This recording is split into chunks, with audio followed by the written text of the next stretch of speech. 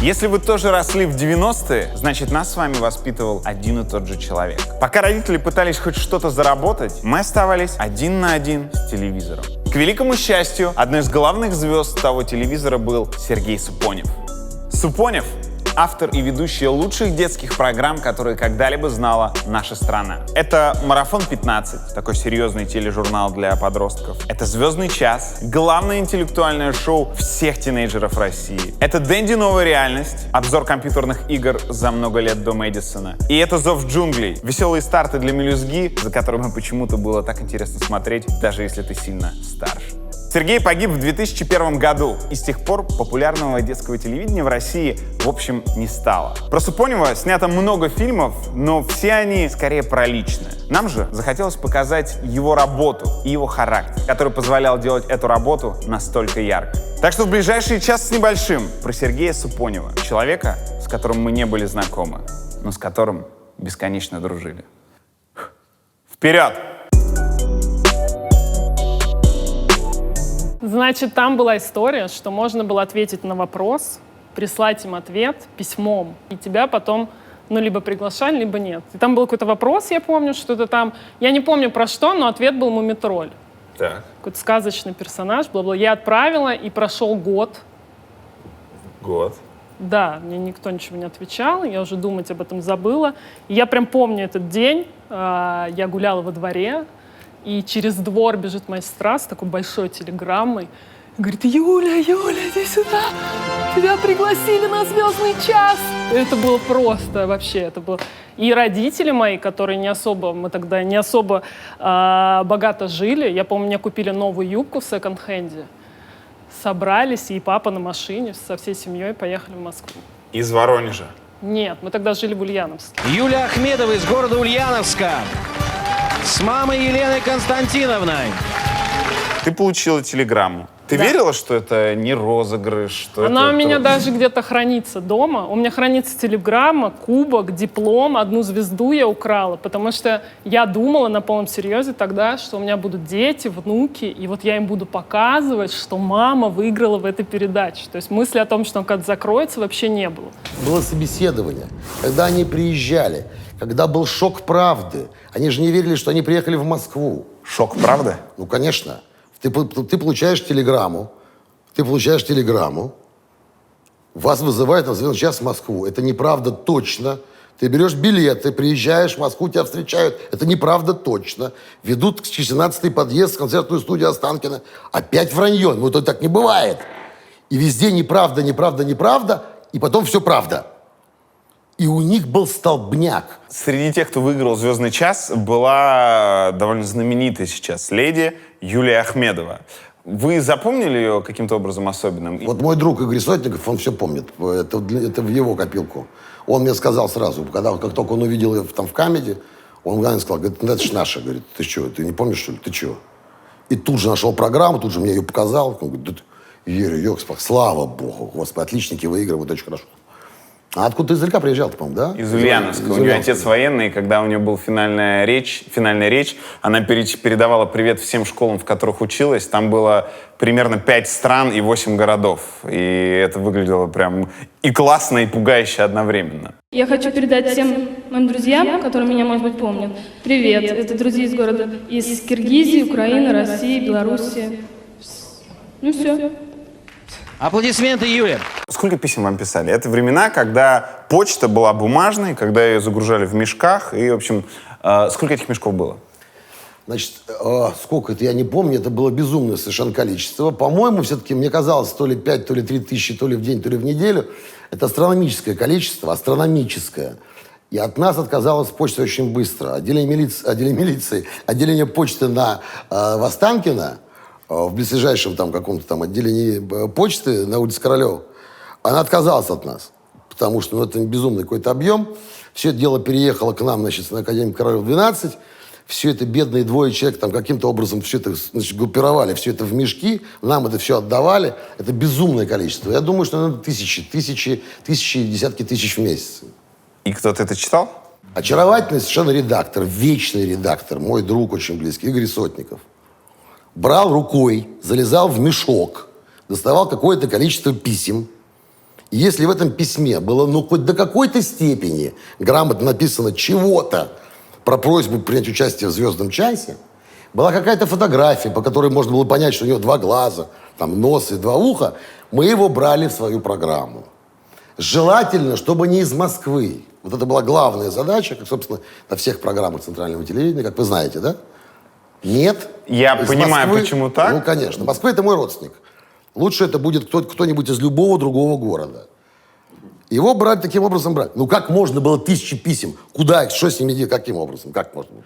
Вы знаете, у меня есть письма, у меня не остались письма, в которых дети допускают, там, например, 46 ошибок в 44 буквах, предположим. Но их желание дико, это видно, там видно слезы, какие-то губы, какая-то нелепая фотография. Мама точно не знает. Это вот все было такое, что мы брали этого человека. Мы брали, таких вот несчастных бывало брали. Ну да. Так, вы приехали. Что дальше? Мы приехали, остановились в Жуковском у наших друзей, и в какой-то день был сбор. Наверное, это где-то было в Останкино, какая-то огромная комната такая с панорамными окнами. К нам пришли 2, как я сейчас понимаю, продюсера. И тогда они были молодые мужчины, а сейчас я понимаю, что это такие достаточно молодые были парни, которые нам рассказывали, что как будет происходить, там, какие дела. А еще я подумала, что я просто отправила мумитроль. Ни фотографий, ничего. То есть даже очень некрасивый ребенок мог приехать и сниматься. Вообще это было неважно. Никаких фоток, ничего? Нет. Добрый день, меня зовут Юля. Ответ такой, все. Короче, что я запомнила? Они говорят, типа, подарки дарить не обязательно. Там же за звезду было подарки. Но неприлично приходить в гости без подарков. И такие говорят, ну вы там что-нибудь придумайте, главное не стихи.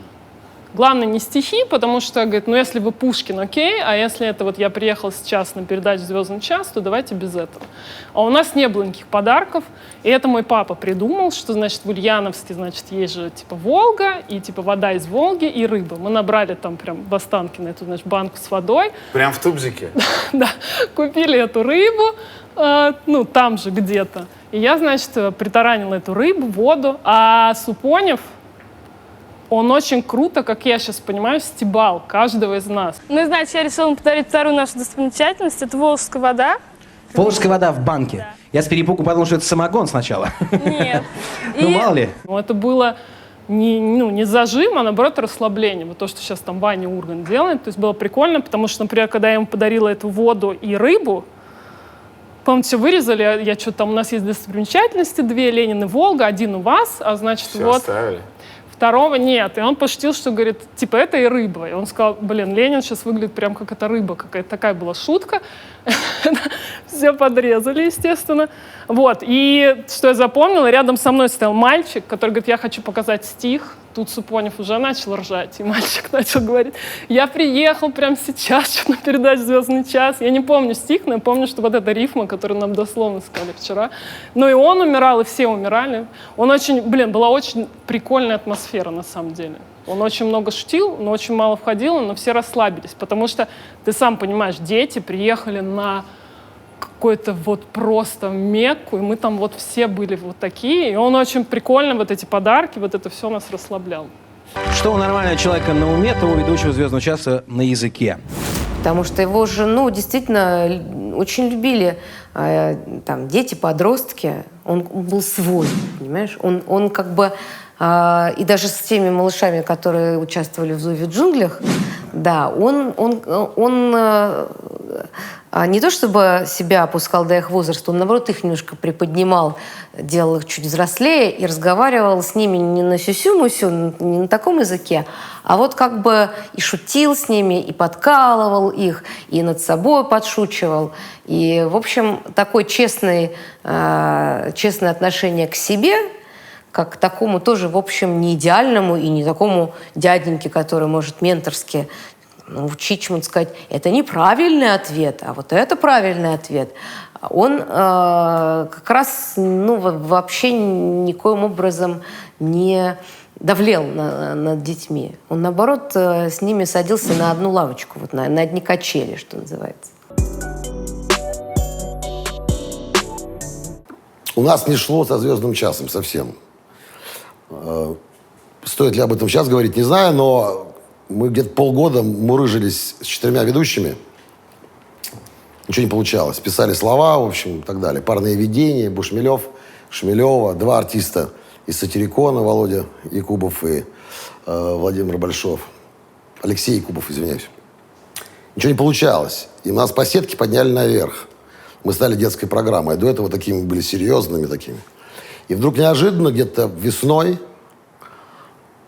мне звонит Владислав Николаевич Листьев из одного кабинета в другой, там 4 сантиметра расстояние приблизительно.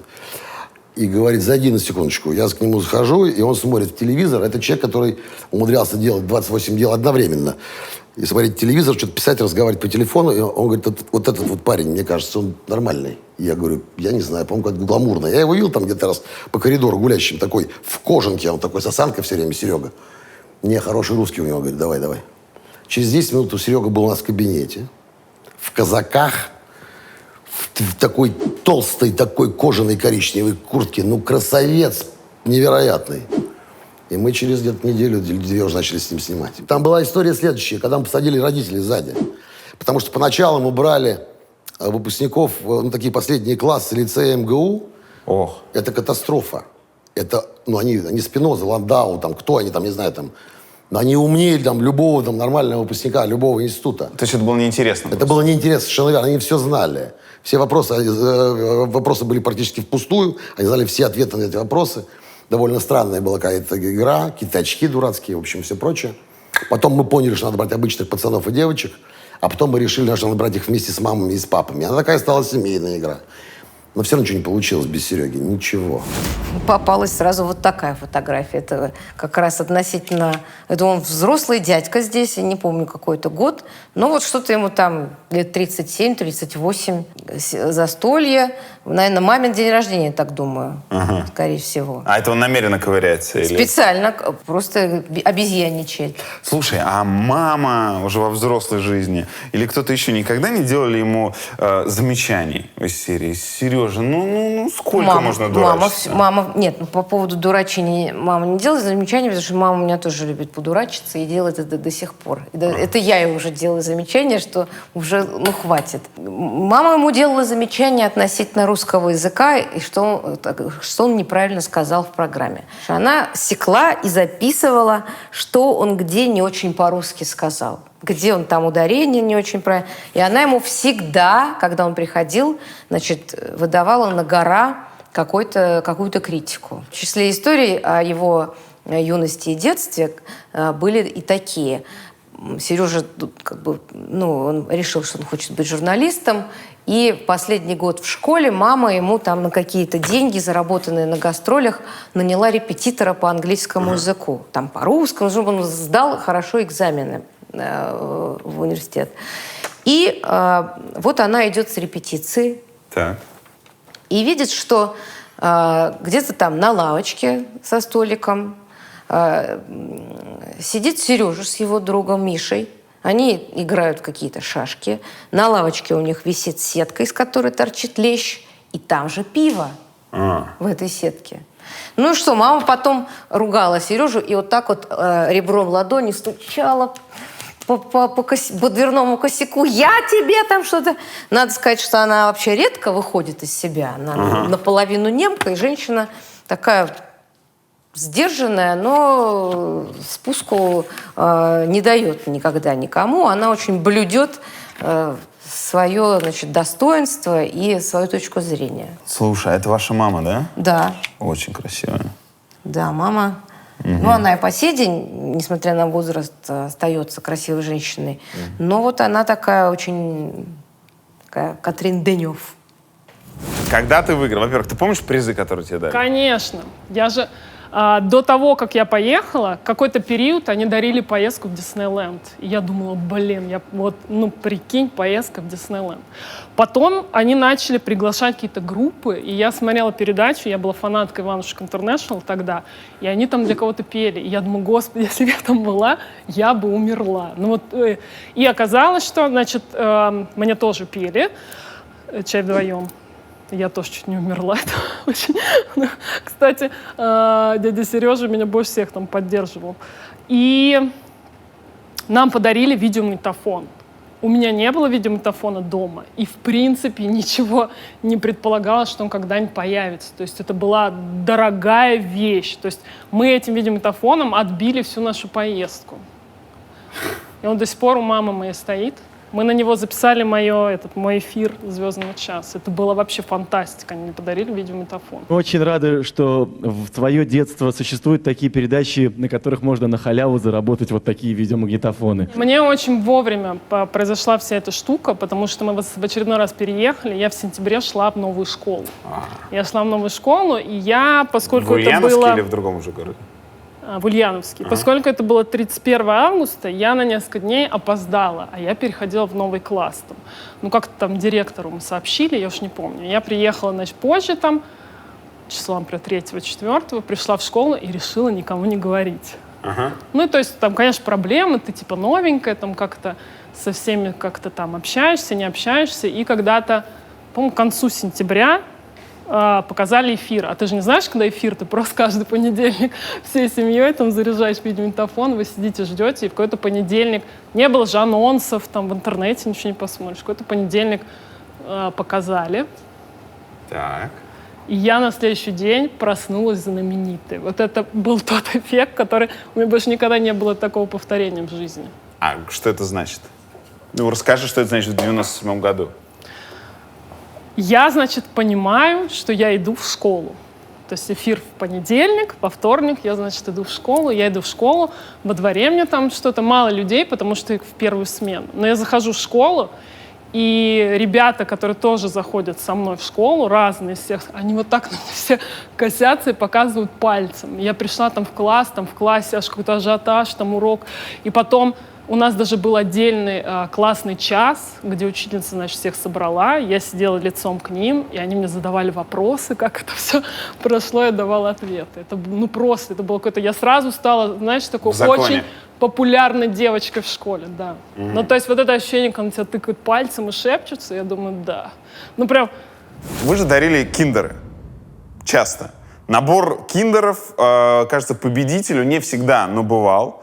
И в моем детстве был один киндер-сюрприз в 2 недели. И когда я смотрел на них, то есть это был максимальный уровень вожделения. Когда я видел человека, который получает сразу целую коробку киндер-сюрпризов.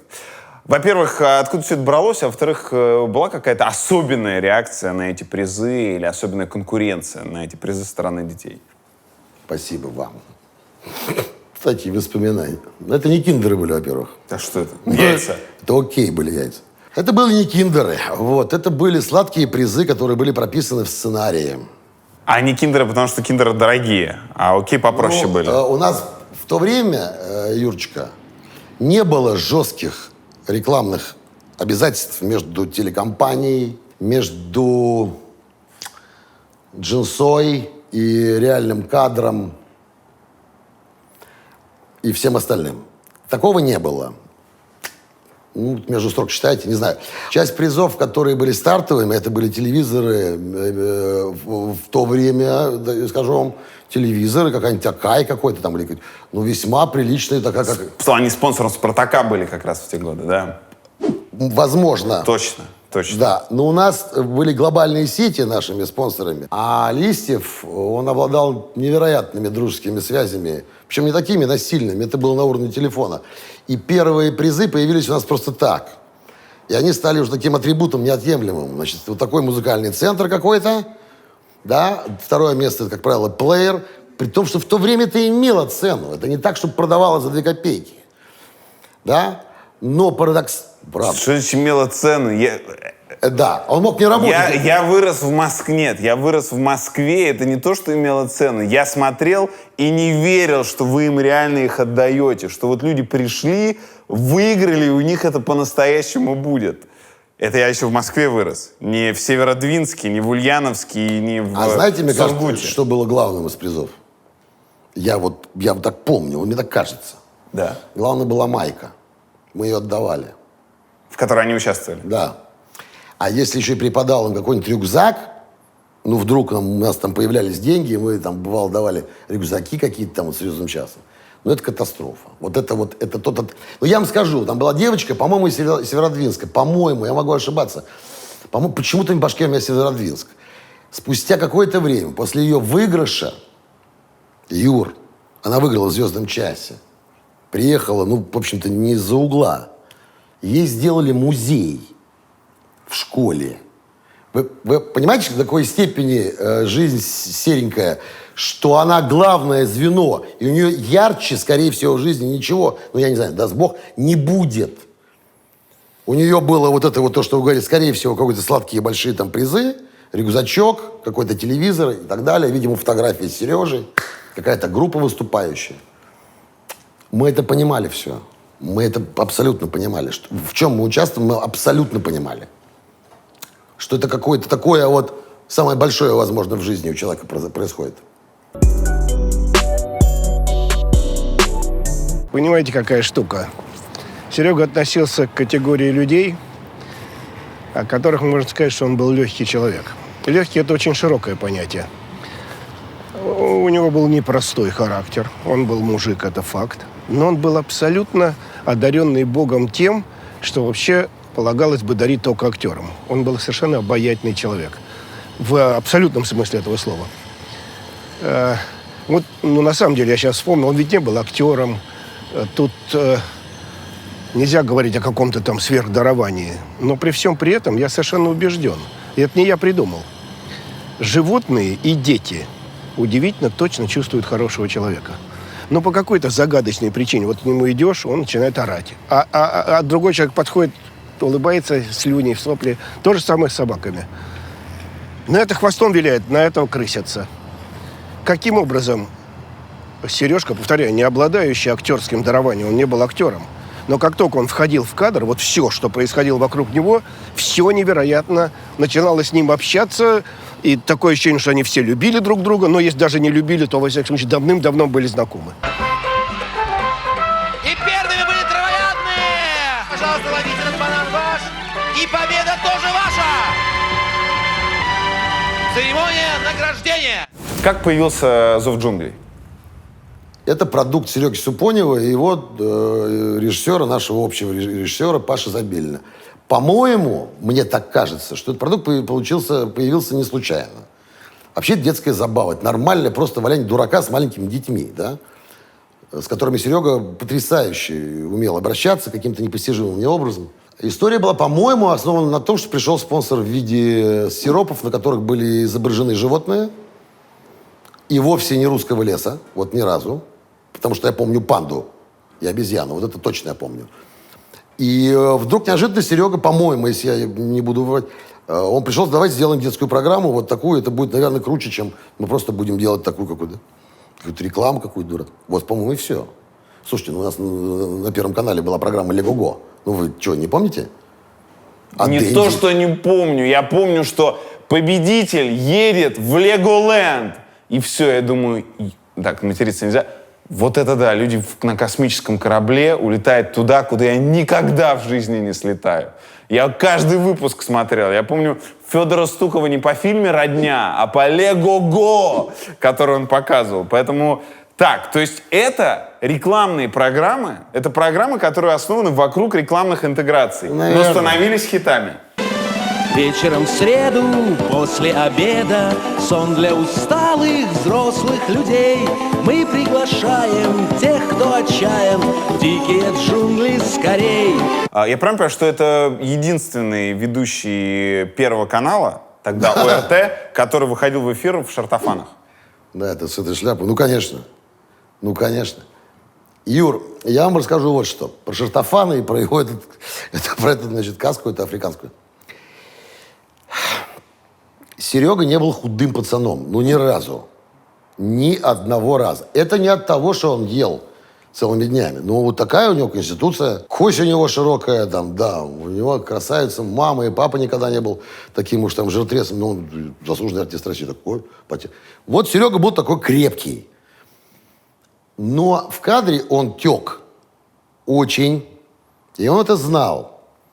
Вы когда-нибудь встречали в своей жизни ведущего, который за несколько дней до эфира жрет прям капитально, фуросемид. Ну, я, например, знаю, что там вот в свое время там Валдису Перчика там кололи там связки, когда там по 5 съемок в день там и так далее. Ну, чтобы фуросемид, чтобы выгонять, ну, это же страшнейшая история, которая выгоняет всю влагу из организма. Это допинг? Да, ну, конечно. Так. Он выгонял перед съемками фуросемидом, в частности, всю влагу. Он не мог появиться в кадре, он считал это просто невозможным, появиться в кадре совсем уж вот, так сказать, с круглым лицом и так далее. Он относился ко всему к этому очень серьезно. Иронизировали ли он по поводу шорт и шляпы? Ну, конечно. Я не знаю точно, но говорят, что очень сильно ревновали его на летучках, потому что он уходил на съемки, например, и там руководство не понимало, ты куда поперся, ты что, с ума шел, что ли? Ты продюсер серьезнейший, ты куда поперся снимать какую-то свою эту историю? То есть до такой степени было непонимание, в шорты одеваться будешь и так далее. Как это? Чувак идет, сейчас переоденется из беленькой рубашечки, переоденется в шорты, в эту самую свою нелепую шляпу, пойдет сниматься там, где там в бананах все и в воде. Клизма. Клизма, конечно. Призрак бродит по Европе, призрак коммунизма. А у нас на передаче угадали клизму. Насколько его вообще интересовала политика? Не в той мере, в которой, возможно, мне и вам кажется, что должна была интересовать. Не в той мере. Юр, тут такая интересная вещь, я должен об этом сказать обязательно. Дело в том, что детское телевидение, по сути, его основная проблема детского телевидения, что детское телевидение детским не является. Вот если нажать там в интернете, например, что такое детское телевидение, там высыпется невероятное количество какой-то полной мути, главным тезисом которой будет, что это программы, которые адресованы, так сказать, молодому. Это чушь собачья. Это просто чепуха. Детская программа – это семейная программа всегда. Ребенок 4+, от 4 лет, ну то, что мониторится телевидением, это всегда с мамой, с бабушкой, с тетей, с дедушкой. Он никогда не один. Это сейчас планшетная история. Возможно, в одиночестве происходит, да? С телевизором так не общаются и не общались. И тогда ты информацию, которую ты даешь в детской программе, это несколько более общая информация. Откуда и возникает популярность в целом проекта. то есть она должна быть интересна и маме, 100%. и бабушке, которая рядом. Откуда все это и происходит? Вот этот Сережа в этой тропической шляпе в «Зове джунглей», этот странный Сережа в какой-то там непонятного цвета, он цвета не различал, мы за него там что-то, значит, в какой-то майке, которая в «Звездном часе», который разговаривает с этими людьми на каком-то непонятном странном языке, а это язык нормальной коммуникации. Он нормальный человек, он общался как со взрослыми людьми. Этого нигде не происходило. И когда оценивают детское вещание, то все и все прочее, это все неправда. Детская программа сделана для мамы и ребенка, не наоборот. А по этих телепузиков, вы помните? Да. Кто придумал телепузики название? Сережа. Ну да. Ну, табис там по-другому, как угодно можно. Можно пузатый, можно полный, да? Это он придумал телепузики. Для кого эта программа? Когда все писали, какое безобразие, почему позволяете показать эту программу? Ну, РТР она была, там команда... Только для мелких она.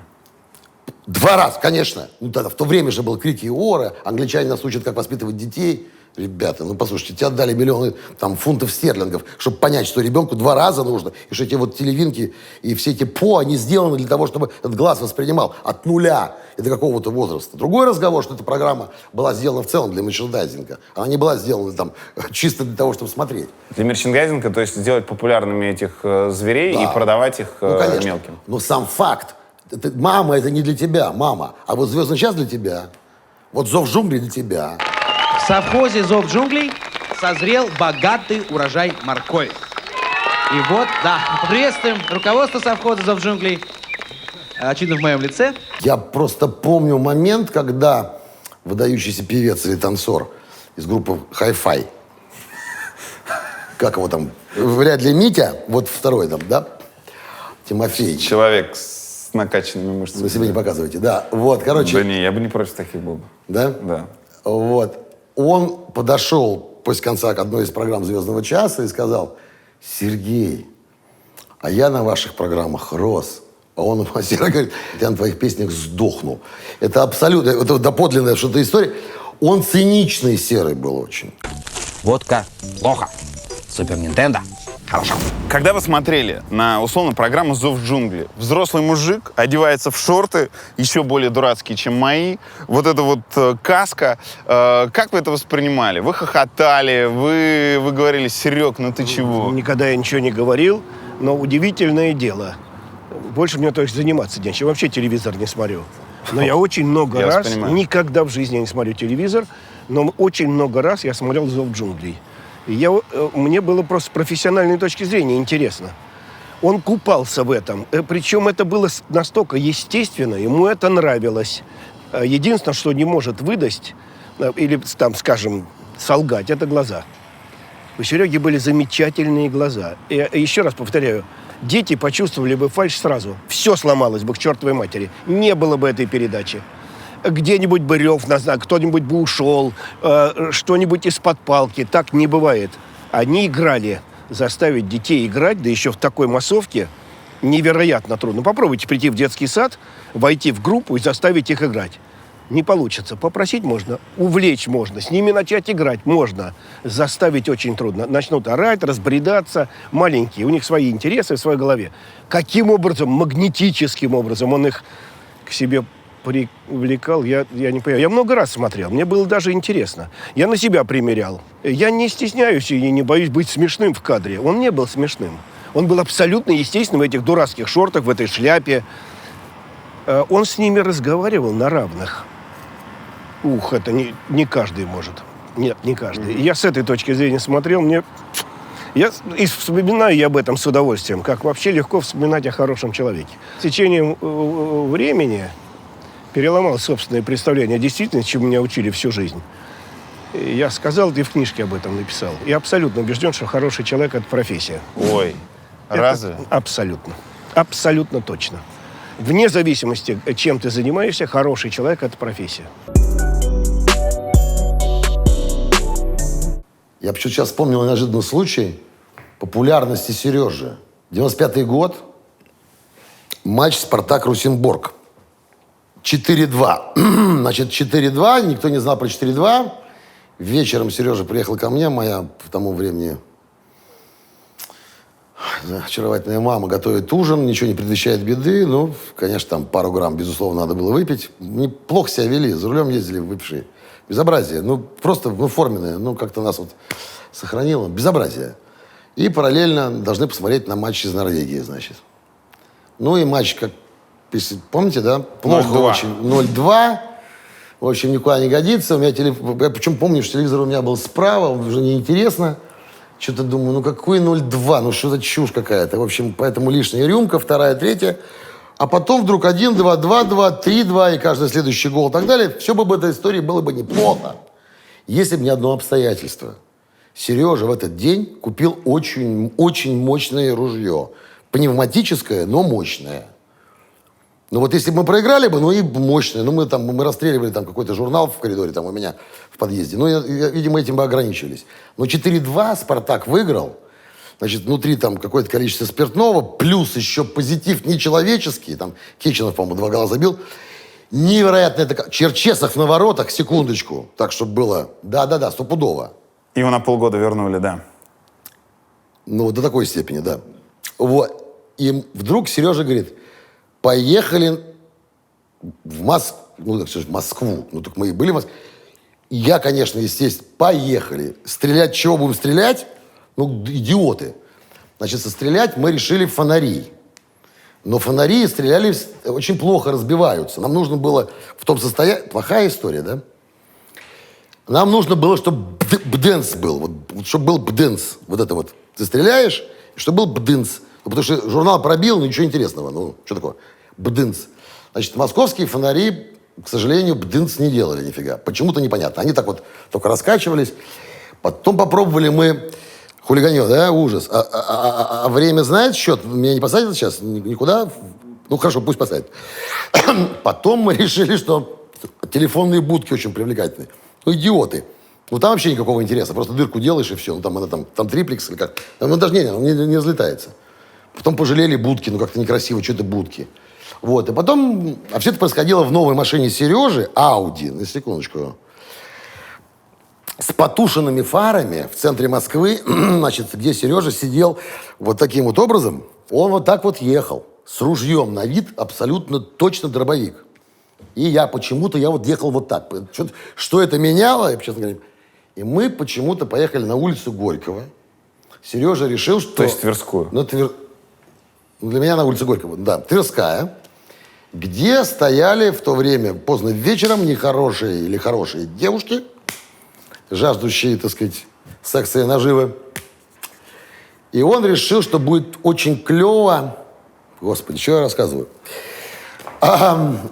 попадать пулькой, значит, им в колготы, чтобы чулки, значит, ну это у нормальных людей. Но нам было там по 30 лет, грубо говоря. Мы не подумали, что, в принципе, девочка может остаться без ноги, и что. Вот. Но вы же не выстрелили. Вот, мы не выстрелили. Мы не выстрелили.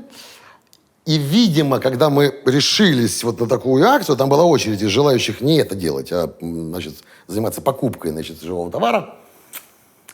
Очередь выстроилась так, что кто-то из девок увидел, что у нас сзади ружье. И они разбежались. Слава Богу, Господи, слава Богу, мама дорогая.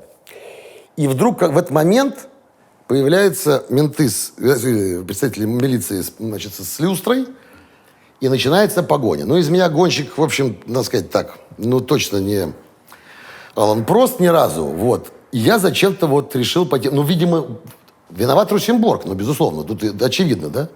Ну, а кто еще-то? Не Кеченов же виноват. И я погнал по Тверской налево, за колонный зал, значит, туда, в общем, сумасшедший дом, погоня продолжается. Ну, идиот, думаю, куда ты летишь? С потушенными фарами. Потом выяснилось, что в этом проблема была. Не в том, что у нас было там что-то такое.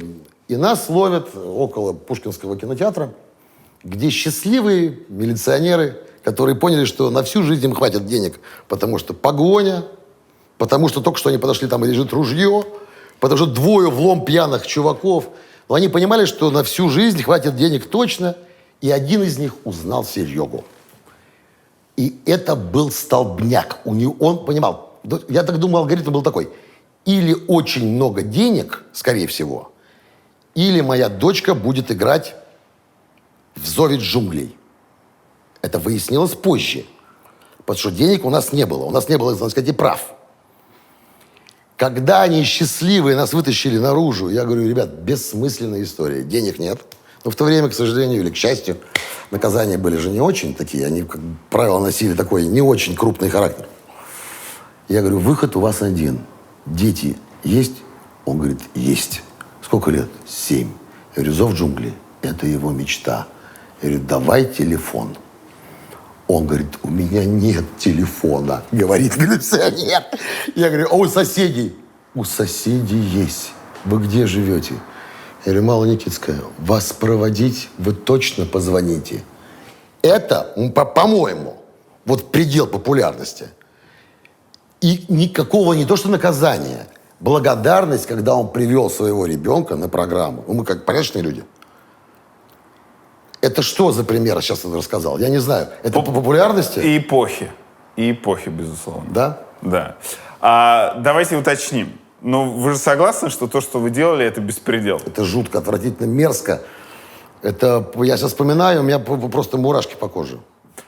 И второй вопрос. Как в людях, которые делали программы, которые не только нам было кайфово смотреть, но и которые мы смотрели с пользой, как это могли делать люди, которые занимаются вот этим? Как одно в другом уживалось? Как вы сами себе это объясняете? Цинизм потока удовольствия. Телевидение — это фан. Это фан. Причем такой беззаконный фан. Законов же нет в нашем телевидении. Никаких абсолютно. Воровство, идей и всего остального. Такой какой-то такой вот, и такая игра. В то время это был чистый фан. Сейчас это фан с умным лицом. Вот сейчас это с умным лицом. Таким все. А раньше это был фан как фан. И цинизм наш был, потому что вас много, а мы одни. Ну, наверное, так. Я вам скажу, Юр, дело в том, что среди моих знакомых, к сожалению, давно его не видел, я его обожаю. Почему давно не встречаемся с Колей Фоменко. Когда мы делали «Империю страсти», все раздевались, а они дружили очень, Серега с Колей. Вообще компания была замечательная. Это кроме джемсейшена, кроме какого-то, ну, такого очень позитивной движухи, ну, с этим делом, без этого этой роли не играла. Все то, что происходило в работе, это был фан. Тяжелый, легкий. Ну, бездарем, наверное, тяжелый. А талантливым людям, вот вроде там Коли и Сереги, это был легкий. Но мы каждую неделю раздевали людей. И при этом делали вид, что мы еще скромняги. Прямо натуральные. Ну, с Колей. Одновременно со «Звездным часом», причем это все происходило. Ну, из чего это такое? Ну, это работа, за которую еще платят деньги.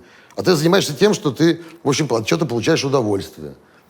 Ну, детки, ну, очень хорошо. Но все же в аппаратной смеялись, когда Сережа шутил. Вся аппаратная ржала. Зритель частично получал, правда, не то, конечно. Потому что меня многие спрашивали, почему Сережа так не любит детей? Я говорю, что, идиот, что ли? То любит, то не любит. Вы хоть разберитесь, как не так с ними разговаривать, как со взрослыми разговаривать. Я говорю, вот же правильный рецепт. Поэтому цинизм, наверное, ну хороший. А что такого-то? Ну что, ну было и было. Ну я просто о нем вспоминаю, вижу вещи. Я не думаю, что он бы обиделся бы, если... Ну что обижаться? Ну было такое время. Он угорал по экстремальному спорту. По какому именно?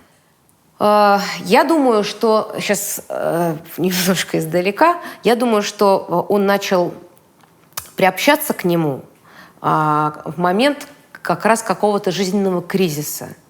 Кризис, может быть, среднего возраста. У всех он в разный момент наступает. Как я понимаю кризис среднего возраста, это когда человек, скажем, может, достиг каких-то материальных благ, например, к которым стремился, материальных, духовных, и вдруг осознал, что часть жизни прожита, довольно весомая, что дальше пока непонятно, чего хочется, тоже не очень понятно, вроде бы все есть, и остроты, может быть, не хватает какой-то в жизни, остроты ощущений. Почему многие мужчины там под 40 начинают менять семьи, покупать какие-то спортивные машины, прыгают с парашютом, мотоциклы покупают. Вот это все было про него. Вот это все, что я перечислила, коснулось и его, потому что он уже какую-то лодку себе купил, и какой-то не мотоцикл, но мотороллер. И с парашютом он тоже прыгал. На мотороллере падал, на лодке переворачивался. И, в общем, ну, разные с ним были удивительные, происходили. Вот снегоход, пожалуйста, он купил. Купил себе машину одного японского бренда. Subaru. Да. Значит, очень был доволен, что у нее 4 ведущих колеса. Да, это важно, потому что она лихая. Немного Лихая, дури, да. И вот мы едем, я помню, по заснеженной какой-то улице, зима. И он мне говорит, вот смотри, какая она маневренная. Вот сейчас я разгонюсь, сейчас мы будем поворачивать. Сейчас увидишь, что такое полный привод. И вот мы, значит, разгоняемся. Он поворачивает. Я вижу, а там Т-образный перекресток, и вот так стоит светофор. Мы разгоняемся, он дает по тормозам, и я понимаю, что мы летим просто вот так вот боком, моей стороной, поворачиваем налево, мы летим в сугроб, а конкретно прямо в столб с этим светофором. Ну, вся жизнь промелькнула, да, перед моими глазами. Ну, мы вписались в поворот, немножко, конечно, сугроб задели. Благо, там тогда не чистили дороги, как сейчас. Иногда чистят в некоторых частях города. Вот. В общем, сугроб нас спас. Ну и, в принципе, он очень... Так вы дрифтанули, получается? Да. И, в общем, он, так сказать, иногда переоценивал свои способности владеть механическими средствами, наделяя их своим характером, так сказать. Вот ему казалось, что раз он за рулем, то непременно машина впишется в этот поворот. Я думаю, что-то подобное произошло и в тот трагический день. Но это не корона на голове, это характер. Это характер, да. Ну, я думаю, что он как бы выработался еще с годами, когда у него все, что он не затевал, получалось. Где вы были, когда вам пришла новость о том, что Сергея больше нет? Ну, это катастрофа. Это на даче. На даче. Я знаю все подробности, все абсолютно. Туда полетело руководство Первого канала. Спасибо им, низкий поклон там, потому что иначе все это происходило на пересечении Московской и Тверской области. Что-то страшное. Вот.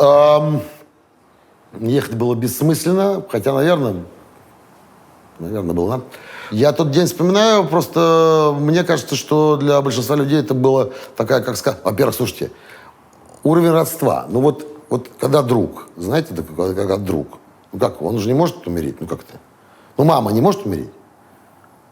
Нет, ну она как-то, ну мама не может умереть. Друг не может умереть. Ну, тут-то не может точно, я не знаю.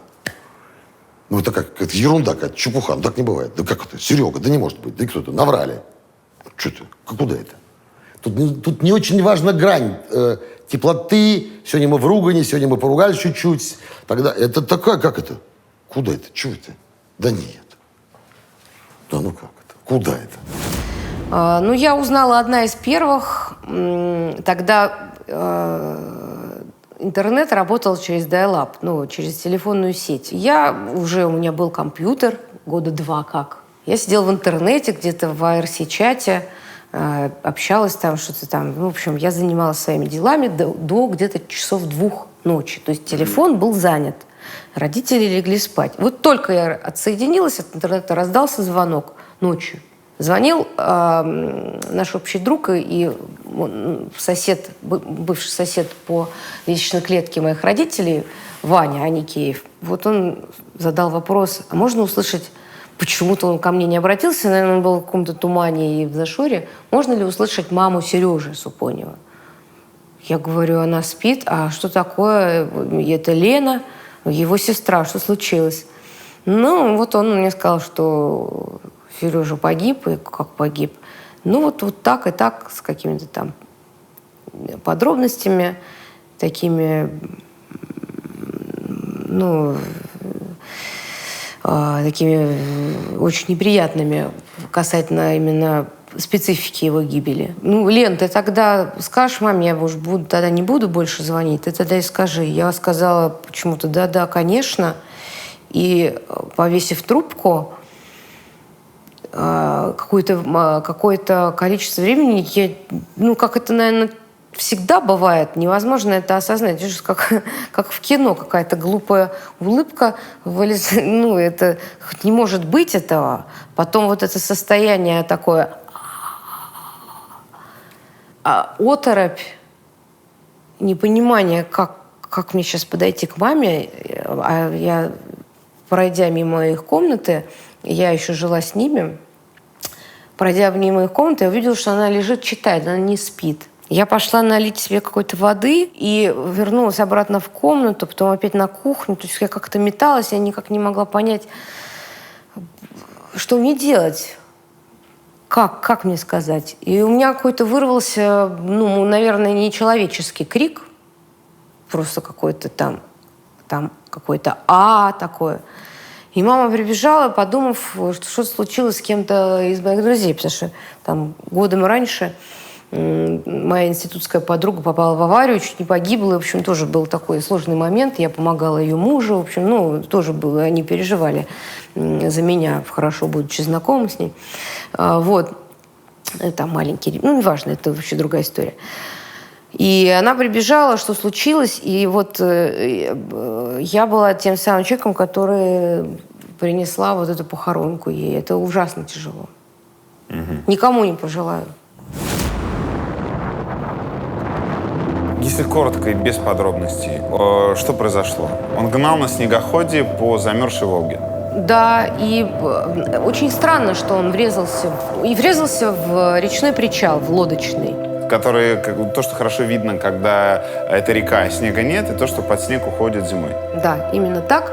Причем он всем, уже имея этот снегоход не один год, он всем, кто садился за руль снегохода, он всех учил кататься на нем по глади речной, замерзшей реке именно, не выезжая на берег, потому что там могут быть и коряги и так далее под снегом. Очень странно, что он врезался в причал, будучи довольно опытным в этом отношении водителем. Это было, при световом дне. То есть фактически получается, что я узнала ночью, хотя это произошло днем.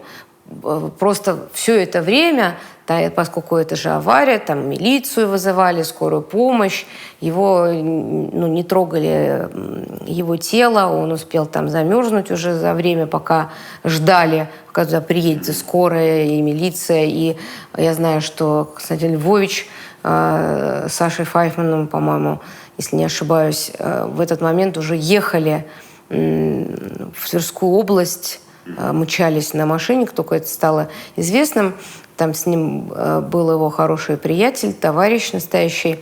Вот. Он, собственно, позвонил и нашел его, потому что он готовил в тот момент еду, а Сережа поехал покататься немножко, проверить, там, все ли в порядке с маслом и так далее. Да, он ударился об этот причал и, собственно, отлетел очень сильно, вылетел с снегохода и очень сильно повредился, ну, так что хоронили мы его в закрытом гробу.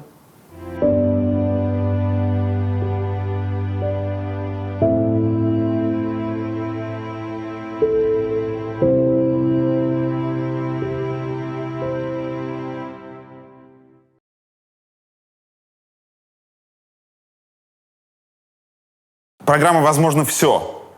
Сергей был продюсером ее, а вел его сын. С Востриковым, с Лешей. Да. Я правильно понимаю, что он эту программу придумал после того, как развелся? Я не помню точные дни, я не помню точные даты, я не помню точно. Это я не помню. Но мотив для того, чтобы с сыном, с которым он теперь вместе не живет, проводить больше времени. Он же фантастический отец. Он у меня был дома, я спал еще, он каждый день ко мне, когда Кирюша ходил в школу 23-ю, у Парк культуры, прямо в метро.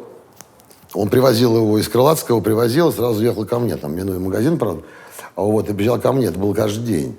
Он фантастический отец. Он человек, он мало того, что отец фантастический, он же умудрялся сам учиться и учить других с такой скоростью, что человек, даже никогда в жизни не думавший, что может чему-то научиться, вдруг обнаруживал себя сидящим на каком-то совершенно непонятном аппарате. Сережа все покупал же. У него были все приспособы. Если бы, ну, представим себе, он был бы сейчас с нами, ну, я не знаю, какой должен был бы у него быть парк передвижных средств, на которых бы он бы ездил бы целыми днями и научил бы точно всех. У меня сын страшно боялся ездить на мопеде, и вдруг неожиданно спустя час я слышу звук и вижу своего кренделя, который едет. Я думал, что я умру, а он его научил за полчаса. И сказал ему, что это не страшно, пожалуйста, делай быстрее, только обязательно один. Поэтому Серый, он потрясающий учитель. У него был очень сложный период. У него был сложный период, и когда папа ушел из семьи, и когда папа ушел из жизни. И вот я думаю, что, ну, у него была такая довольно подвижная нервная система, ну, как у любого творческого человека, наверное. Просто кто-то находит силы совладать со своим мозгом, который является самым большим врагом человека. Ну, а кто нам больше всех вредит? Наша собственная голова. Там все. Все сомнения, все какие-то ложные восприятия, все там. Они же с Сергеем были прям кореша. Да, да, безусловно. Ну, конечно, нет, он какое-то время обижался на папу, там, когда были какие-то сложные периоды. Может быть, Когда он ушел? Да. Может, какие-то были стычки. Было такое, и такое было, но потом это были самые лучшие друзья. Мы не очень похожи, просто до безумия похожи. В профиль, особенно вот нос, глаза, ну, как две капли воды. У Кирюхи было в последнее время такое отношение с жизнью, он таким был аскетом. У него были одни джинсы, одни шорты, одна майка и одна куртка. Все. И в кедах он ходил. Он выбросил все вещи, все лишнее из дома. То есть у него вот как-то он пересматривал свою жизнь очень таким своеобразным способом. Это даже немножко настораживало, потому что, ну, как-то уж слишком в крайности, что ли, он бросался. Это произошло вообще очень странным образом. Он захотел пожить у мамы здесь неподалеку. А так он снимал квартиру?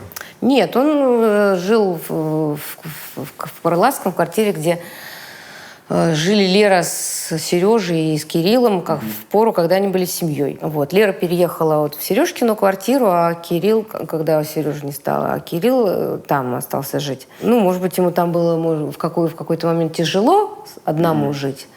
Ну, он там с девушкой жил в какой-то момент они расставались, сходились, в общем-то. Я до конца не знаю все истории его взаимоотношений. Вот, он захотел пожить с мамой, ему было тяжеловато как-то, и, в общем, ему нужна была поддержка такая, чтобы кто-то рядом был. Ну, и я тут рядом прям совсем, в общем.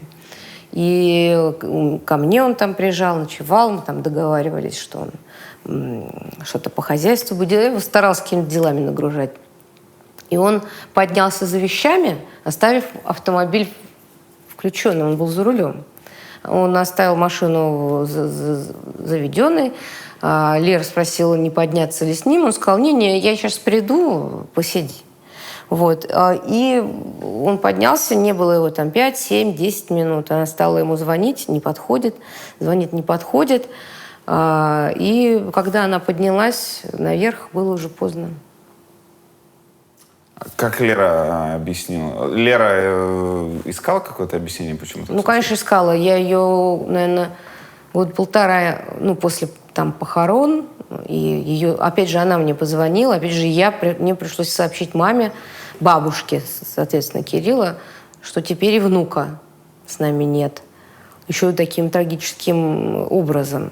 Вот. А он в тот момент вообще как ангел выглядел. Он похудел сильно, вот эти кудряшки светлые, такое наивное выражение лица, совершенно просто дитя. Его прямо обнять и плакать, понимаешь? Было просто на разрыв аорты то, что произошло. Мы делаем этот выпуск не про личную жизнь Сергея, а именно скорее про ремесло. Поэтому мы коротко спросим, расскажи, как сейчас дела у первой и второй жены Сергея? Как они живут, чем живут? Лера сумела прийти в себя после этого удара. Как тут, видишь, это необходимо сделать. Простить себя, понять, что этот человек сделал свой выбор, и он не мог дальше жить. Не мог, и все, точка. Лера работает на телевидении, она шеф-редактор на нескольких очень популярных программах, в том числе и «Поле чудес». Она тот самый человек, который придумывает вопросы. Оля какое-то время писала сценарии для детективных мини-сериалов, точнее, длинных сериалов, но мини-серий для канала «Россия». Играла какое-то время, продолжала играть в театре «Сатира», где работают мои родители по сей день. По-моему, она уже в театре не работает. Она играла тоже в каких-то сериалах телевизионных. Полине 17 лет, она очень умная девочка, там побеждает в каких-то олимпиадах по математике, по литературе. В общем, ребенок вырос, так сказать, в отца. И она очень похожа на нее. Как-то жизнь все-таки, понимаешь, такая штука, жизнь очень сильна внутри человека любого, за некоторым исключением.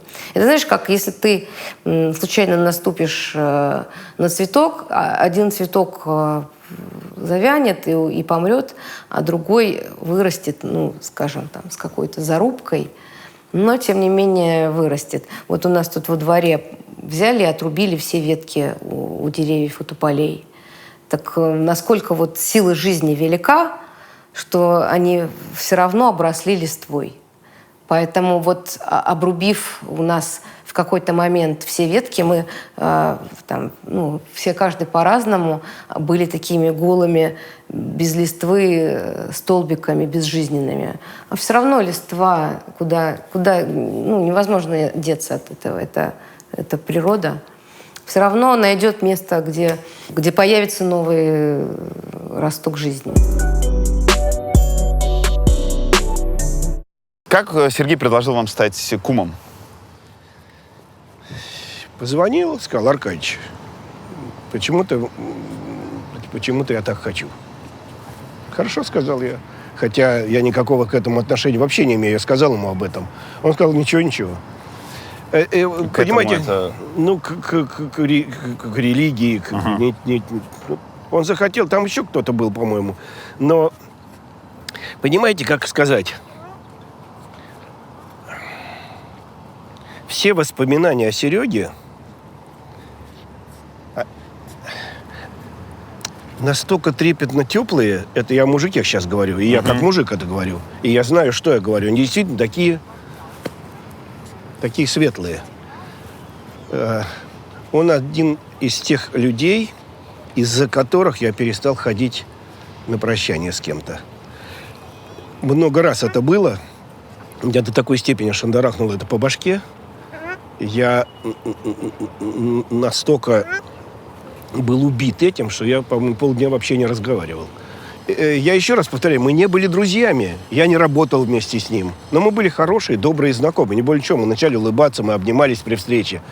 Но вот эти короткие моменты общения в результате привели к тому, что действительно я как лбом об стенку саданулся. Я до сих пор это очень хорошо помню. Подходила жена и говорила, и все, и больше меня никто не трогал, ни жена, ни дочь, никто. Были отключены телефоны, полдня я не разговаривал. И, между прочим, обратите внимание, но так же не бывает, незаменимых людей нету. Это слова, туман. Где детские передачи? Где эти программы детские? Вот, где они? Вот был бы Серега, были бы программы. Я абсолютно убежден.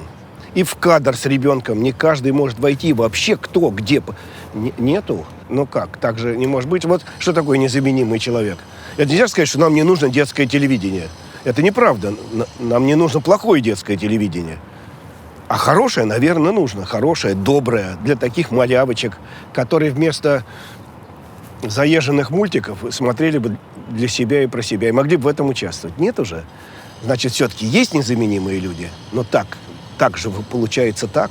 Если бы Сергей был жив, чем бы он занимался сейчас, как вы думаете? Я не верю, что существуют вечные двигатели. Он был вечным двигателем. Я не знал, как он спал вот в обычной жизни. Я понимаю это физически, но мне казалось, что, знаете, как у меня один мой бывший там знакомый один говорил, что курение настолько прекрасный процесс, что очень жалко тратить сон на чтобы не покурить. И придумал в свое время аппарат для курения во сне. Вот Серега, у меня полное было ощущение всегда, что он во сне должен был что-то совершать. Ему нужна была какая-то бесконечная движуха. Причем это может быть бытовая движуха, она может быть нелицеприятная, она может быть какая-то креативная, невероятная и так далее. Если представить себе, что все живы-здоровы, и руководство Первого канала тоже, по формальному признаку, я убежден, что он был бы там, и он креативил, и он бы создавал программы телевизионные, и все было бы в порядке. Я не думаю, что он занимался бы какими-нибудь дополнительными видами творчества и бизнеса. Мне такое впечатление, что ему было бы вполне достаточно того, чего у него было бы на Первом канале. Я не думаю, что он бы делал бы вещи ему несвойственные. Он по-прежнему что-нибудь строил, бороздил океаны на яхтах на своих этих. Ну, там в то время яхты были вот такого размера. Но у него, видимо, к этому времени стала бы уже какая-нибудь большая. Я не думаю, что он бы стал бы гламурным, розово одетым, хотя, повторяю, он не все цвета разбирал, и ходил бы в каких-нибудь немыслимых обтягивающих шпортках. Я не думаю, что он изменил бы свое отношение к женскому полу, потому что он был настоящий мужик, прям такой гипер, прям с перебором даже. Но я думаю, что это был бы человек, который бы точно бы не ушел бы из экрана. А если бы ему предложили альтернативу, ты будешь совсем каким-то начальником уже безумным, хотя, опять же, каким непонятным, выше там что было, это уже трудно себе представить, то, я думаю, он бы, наверное, посидел бы, какое-то время бы решил бы остаться ведущим. Но я очень надеюсь на это. За многих людей с телевизора, на которых я рос, мне сейчас безумно стыдно. А за Сергея мне было бы стыдно? Нет. У него, Юр, я говорю вещи вам понятные, у него русский язык и та способность формулировать позже сказанного, что мозг продуцирует настолько точно и комфортно, что, наверное, он взорвался бы, если бы вдруг неожиданно Сережа стал бы заниматься чем-то таким, что было бы вот вопреки слов, которые там он произносит, или там мысли, которые там он... вопреки воле. Вопреки воле. Я думаю, его бы разорвал как кумулятивный снаряд. Просто мне так кажется. Ну, потому что есть всему предел. Все же что-то стоит, да? Но я не думаю, что он бы перешел бы такую грань, где уже бы были бы компромиссы на уровне... Вот, или ты, Сережа, знаешь что? Вот так или так. Я очень надеюсь. Но опять же, как мы проверим-то? Я знаю людей, которые до сих пор хранят неработающий музыкальный центр. У нас не хватало игроков, и один мой товарищ, как раз тот самый замечательный редактор, позвал своих там знакомых. И когда потом с ним встретился на каком-то сабантуе, И говорят, ну как там, чего? Ой, в школе так принимали, на работе ты не представляешь себе. А мы думали, никто не смотрит телевизор. Нам казалось, что никто не смотрит. Все смотрели телевизор, да. Только, знаешь, Игорек, не работает музыкальный центр. Ёкспа, там полгода прошло. Им не важно было, что работает он музыкальный центр, не работает. Они выиграли, им дали музыкальный центр. Да. И он не И работает. он не работает. Но они все равно довольны. Это никого не интересует абсолютно. 97 год, 21 год назад. А, слушай, здесь даже фамилия твоя, да? Да. О, какая гравировка. Блин. И, подожди, ты в Москве это хранишь, да? Ну, я его вожу с собой, конечно. Да, то есть переезжая из города в У меня город. диплом до сих пор висит дома на стене в моей комнате. Я, знаешь, о чем мечтала? Я мечтала, что когда-нибудь они сделают отдельный выпуск «Звездный час» среди типа победителей, и меня туда позовут. Они делали, кажется, в конце года такую штуку. Нет, по-моему, нет. Не-не, они разок делали, но, видимо, не только победители. Ну, ты хотел еще раз испытать счастье, Да, да? да. Или вынести всех там. Нет, хотелось, да, попасть туда. Вот для меня это был, наверное, тот момент, когда я решила, что я хочу иметь хоть какое-то отношение к телевидению. Да, у меня финальный вопрос был, повлияло ли это Да, как-то? да. Это для меня было волшебство. Я подумала, что у меня был, это же как раз уже был, смотри, 10 класс, я перешла в 10 класс, то есть 10-11 класс, я потом мечтала поступить на журфак, и я помню, у меня было ощущение, что даже если я буду уборщицей, просто мыть полы, но на телевидении, типа, мне этого будет достаточно. Не погладил майку. Так. Это вот последнее, ну, так, мне так кажется, вот это вот, значит, смотрите. Какой был принт, причем, посмотрите внимательно, до сих пор жив. Вот эта майка. Хорошее нанесение, да. Так. Да, это вот так мы сделаем. Потому что мята не страшно. А размер это на какого-то отъевшегося ребенка, я правильно понимаю? Вы не все программы смотрели, там были люди покрупнее вас с нами, со мной. Серьезно? Ну, конечно. Дети бывают разные же. Это кубок. Но я себе его оставил, ну, просто так, для слез, ни для чего, не знаю. Я скажу ведь, Юра, это периферийная вещь. Ну, представьте себе ту самую девочку из Северодвинска, да, или мальчика из Иркутска, я не знаю. Как бы им вот свою жизнь разукрасить, если не вот таким вот кубком-то, а? Он не именной, к сожалению. Тут не написано, что это вот... Вы просто заказывали у конторы, которая это делает? В то время была всего одна контора в Москве, это сейчас как пруд-пруди, да. Поэтому ничего лучше, чем вот такую Викторию мы не нашли. Вот. А еще одну вещь я принес. Пакет выкинем, он не с программы.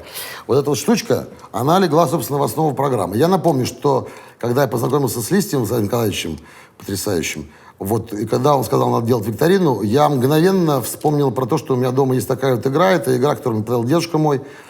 Вот. Это его товарищ придумал, где-то на заводе сделал. Вот такая вот игра. Давайте сыграем с вами. Хотите Давайте, сыграем? да. Вот смотрите. Вот сейчас вы берете одного цвета, а я другого. Так, давайте. Ну, Я вот берите. фиолетовый возьму. Ну, да, ради бога. Вот. И вот здесь все буковки русского алфавита.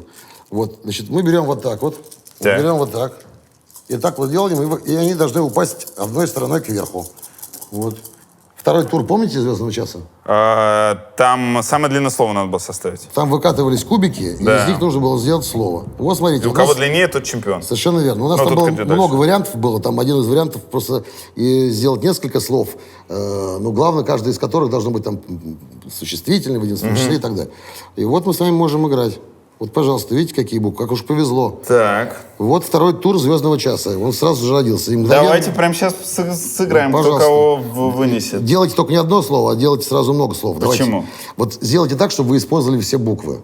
Вот это самое главное. Если была бы звездочка, то она заменяла бы любую другую букву. Так, а сейчас у меня звезды нет, да? Нет, да, абсолютно. Вот у меня есть слово, например.